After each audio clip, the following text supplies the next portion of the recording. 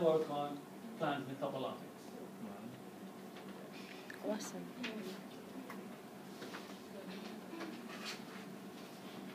So, metabolomics enables system biology. A system biology, what is a system biology? Is what makes a biological system to work.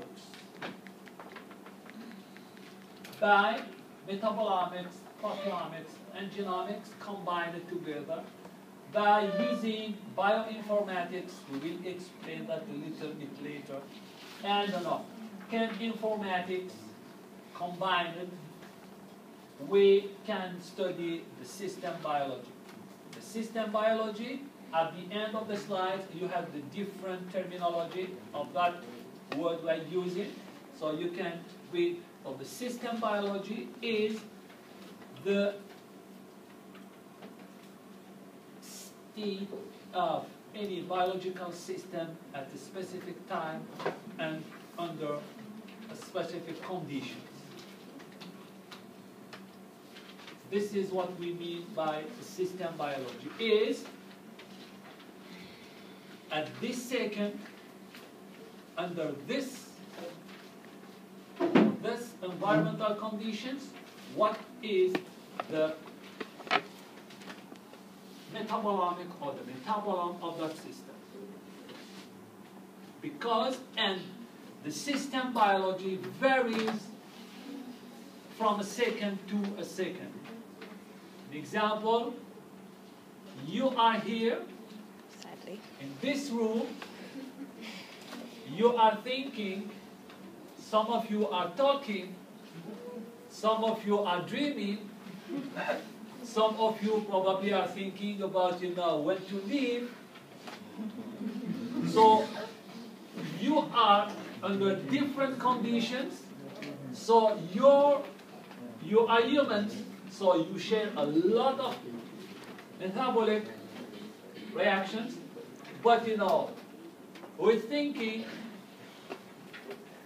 has somewhere in his body a different metabolome than who is dreaming. Because we're thinking he is, probably, he needs more energy. So one who is dreaming is like, mid-sleeping. So he is using another metabolic pathway because he's dreaming. So this is just some examples, which means a system biology is the situation. What you are not interested in? All right, good.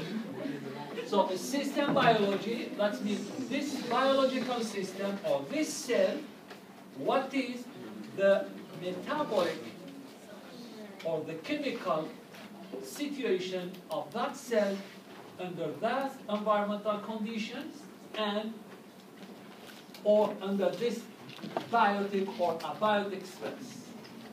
So this is what we mean by a system biology. So I'm not going to talk about genomics and proteomics because I need probably 2 or 3 years. So, and being honest too, I'm not very, specialist on genomics or proteomics or transcriptomics. I'm mainly, specialist of metabolomics.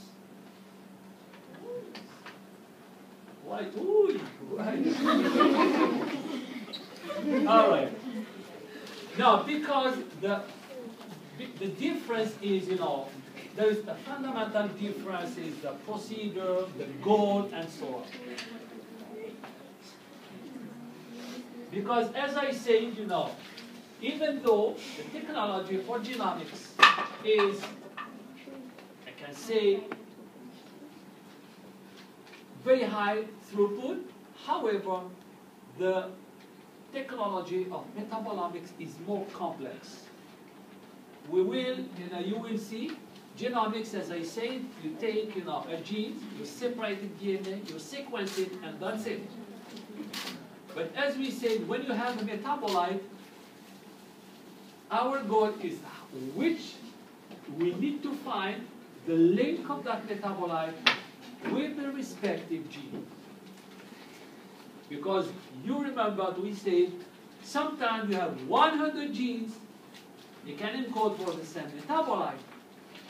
And our goal is, in metabolomics, I found that metabolite, I can determine, we will see we can, by using bioinformatics and statistics, we can have the metabolic pathway.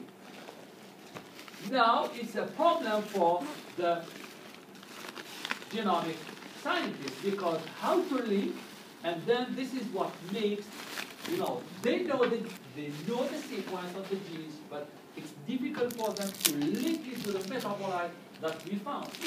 And sometimes, metabolomics, even though we have only 8,000 chemicals, you have 100 and 1,000 of metabolites that they have a very short life. And that's why we talk about the system biology, because the system biology varies between a second to a second.